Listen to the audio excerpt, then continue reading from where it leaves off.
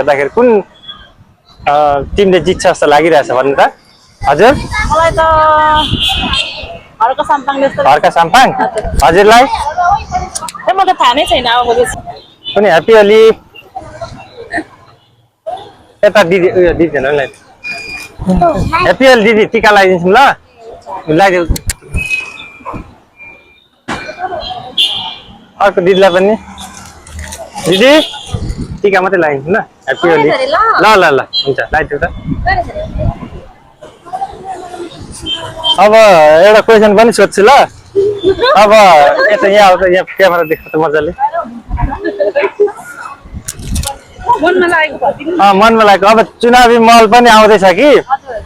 योपालि कुन टिमले जित्छ जस्तो लागिरहेछ तपाईँलाई तपाईँको मनको इच्छा मैले यसो हेर्दाखेरि कुन टिमले जित्छ जस्तो लागिरहेछ भन्नु त हजुर मलाई त हर्का साम्पाङ जस्तो हर्का साम्पाङ हजुरलाई म त थाहा नै छैन अब कसले जित्छ त्यही त अब यस स्वतन्त्र पार्टीले नै जितोस् भन्ने मेरो पनि चाहना छ होइन यो पुरानो पार्टीहरूले अब केही विकास गर्न सकेन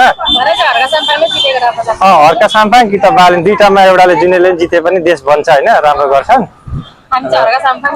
हर्का साम्पाङ राम्रो मेहनती नेता हो एकदम होइन राम्रो हो अब नि हर्का साम्पाङलाई सपोर्ट गर्छु ल ए सानो नानीलाई सानो नानी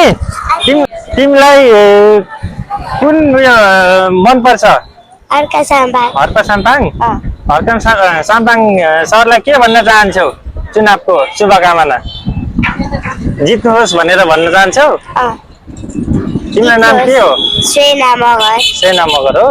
कतिमा पढ्छौ 2 मा 2 क्लासमा पढ्छौ ल ठिक छ